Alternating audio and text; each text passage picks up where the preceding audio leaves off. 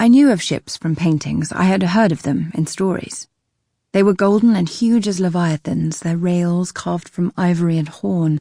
They were towed by grinning dolphins or else crewed by 50 black-haired nereids, faces silver as moonlight. This one had a mast, thin as a sapling. Its sail hung skewed and fraying, its sides were patched. I remember the jump in my throat when the sailor lifted his face. Burnt it was, and shiny with sun. A mortal. Mankind was spreading across the world. Years had passed since my brother had first found that deserted land for our games. I stood behind a jut of cliff and watched as the man steered, skirting rocks and hauling at the nets. He looked nothing like the well-groomed nobles of Minos's court. His hair was long and black, draggled from wave spray. His clothes were worn and his neck scabbed. Scars showed on his arms where fish scales had cut him. He did not move with unearthly grace, but strongly, cleanly, like a well-built hull in the waves. I could hear my pulse loud in my ears. I thought again of those stories of nymphs ravished and abused by mortals. But this man's face was soft with youth, and the hands that drew up his catch looked only swift, not cruel. Anyway, in the sky above me was my father, called the watchman. If I was in danger, he would come. He was close to the shore by then, peering down into the water, tracking some fish I could not see. I took a breath and stepped forward onto the beach. "Hail, mortal." He fumbled his nets but did not drop them. "Hail," he said. "What goddess do I address?" His voice was gentle in my ears, sweet as summer winds. "Circe," I said. "Ah." His face was carefully blank. He told me much later it was because he had not heard of me and feared to give offence. He knelt on the rough boards. "Most reverend lady, do I trespass on your waters?" "No," I said. "I have no waters. Is that a boat?" Expressions passed across his face, but I could not read them. "It is," he said. "I would like to sail upon it," I said. He hesitated, then began to steer closer to the shore. But I did not know to wait.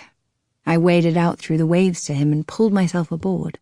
The deck was hot through my sandals, and its motion pleasing, a faint undulation like I rode upon a snake. "Proceed," I said. How stiff I was, dressed in my divine dignity that I did not even know I wore. And he was stiffer still. He trembled when my sleeve brushed his. His eyes darted whenever I addressed him. I realized with a shock that I knew such gestures. I had performed them 1,000 times for my father and my grandfather and all those mighty gods who strode through my days. The great chain of fear. "Oh, no," I said to him. "I'm not like that.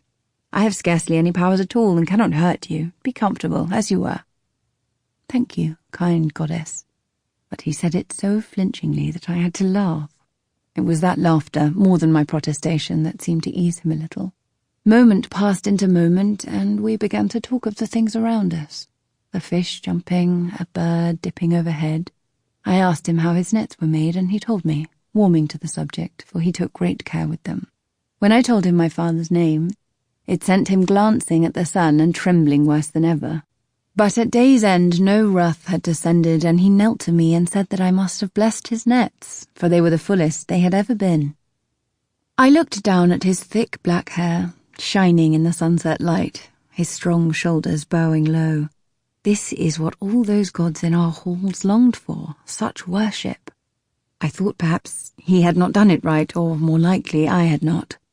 All I wanted was to see his face again. "Rise," I told him. "Please, I have not blessed your nets. I have no powers to do so. I am born from naiads who govern fresh water only, and even their small gifts I lack." "Yet," he said, "may I return? Will you be here? For I have never known such a wondrous thing in all my life as you." I had stood beside my father's light. I had held Aeetes in my arms, and my bed was heaped with thick-wooled blankets woven by immortal hands.